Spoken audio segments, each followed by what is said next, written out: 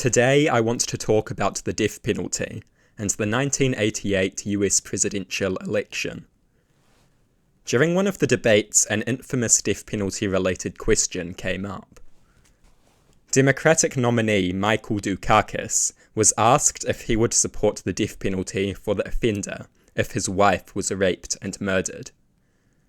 Dukakis simply said that he did not support the death penalty and that he favoured more effective solutions to violent crime. His answer has been widely criticised for appearing inhuman and emotionless. This infamous question and his response to it is often considered to be one of the events that contributed to the failure of his campaign. So how should he have answered? There is no perfect answer to a question like this. Questions like these are often designed specifically to make the politician look bad, no matter what answer they give. Dukakis had two main options.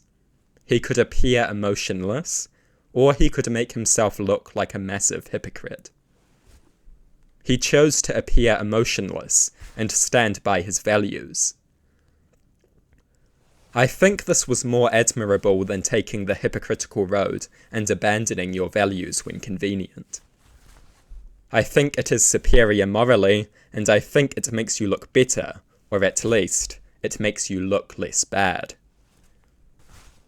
An emotionless, inhuman candidate is better than a blatantly hypocritical one who abandons their values when convenient.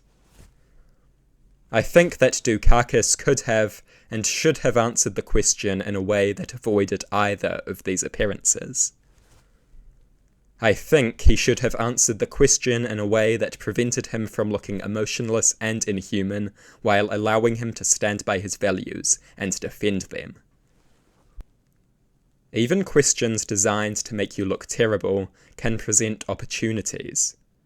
Opportunities to defend both yourself and your worldview. Opportunities which should be exploited. So how should Dukakis have answered? I offer an alternative answer. The moderator speaks. If your wife was raped and murdered, would you support the death penalty for the perpetrator? The candidate responds. Every fibre of my being would want the perpetrator to be executed. In fact, every fibre of my being would want a fate worse than execution. I understand why people support the death penalty. But you see, here's the thing. The legal system should be based on reason, not emotional impulses. We shouldn't base the criminal justice system on the same bloodthirsty emotional impulses that drive the crime we are seeking to address. In doing so, we don't address the immorality. We only create a new immorality. More needless suffering doesn't do anyone any good. It only encourages the same bloodthirsty emotional desires that inspired the crime. It all comes down to one simple fact. Just because I would do it doesn't mean the state should do it. There should be a separation between the emotional impulses of man and the rational processes of the state. The state should exist as an antidote to the animalistic, bloodthirsty side of man, not the ultimate expression of it. Once you come to understand that, you immediately recognize the vile nature of the death penalty. I think that this is a significantly superior response. It maintains emotional relatability while refusing to sacrifice its values. It is superior rhetorically. It is also superior philosophically. This answer is a philosophically strong response. The answer is morally sound, intellectually sound, and rhetorically superior. It is a far more convincing and relatable response than the comparatively simplistic response that Dukakis offered.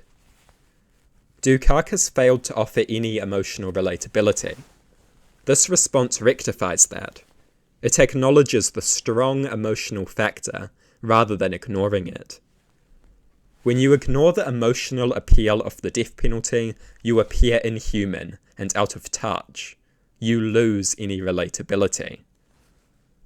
Regardless of how much we detest the death penalty, we should always accept and acknowledge its emotional appeal. We should follow this up and solidify our position by declaring its rational detestability. Dukakis had a 2-minute answer time. He could easily have managed such a response. A response like this would have prevented him from looking emotionless and inhuman, while allowing him to stand by his values and defend them. I firmly think a response of the kind I just posited is an ideal answer to a non-ideal question. No answer is perfect, but this kind of answer seems the nearest to perfect one can get. The question is intended to either make you look inhuman, emotionless, and unrelatable, or like a complete hypocrite with no serious values. This response allows you to evade either of those appearances, and it secures this rhetorical victory while being philosophically strong. Some people think Dukakis should have answered differently. Some people say that Dukakis should have just said he would support the death penalty in such a context. Such a simplistic response would make Dukakis look like a massive hypocrite who only adheres to his values when convenient, who only advocates mercy when the desire for vengeance is not his. That is the worst possible response. It is a response that makes one appear entirely devoid of any principles other than convenience and inconsistency. This is detestable morally, and it is also a very bad look for a presidential candidate. You can't just say, yes, I would support the death penalty in such a situation, because such a response makes you look like a massive hypocrite with no serious values. Likewise, you can't just say, no, I wouldn't support the death penalty in such a situation, because that response makes you look really bad. It creates a massive emotional impulse against you. It makes you look weak, inhuman, emotionless, and unrelatable. A more passionate, philosophical, and rhetorically skilled answer avoids such terrible appearances. The death penalty is the most emotionally desirable, yet rationally detestable criminal penalty imaginable. It is important to stress that, otherwise you appear inhuman. We must acknowledge this fact, and then argue that reason should come before bloodthirsty emotional impulses. Reminding people that these bloodthirsty emotional impulses often inform detestable crime can also be helpful. It is true philosophically, and it is valuable rhetorically. It helps people realize that in executing criminals, we are not righting a wrong. We are just committing a new one. We are ourselves indulging in the same cruel emotional desires that the criminals we detest did. Denying the emotional appeal of the death penalty is not going to do you any good rhetorically or philosophically. Acknowledge and accept this reality, and make an appeal to reason. Not only is this philosophically defensible, it is also rhetorically strong.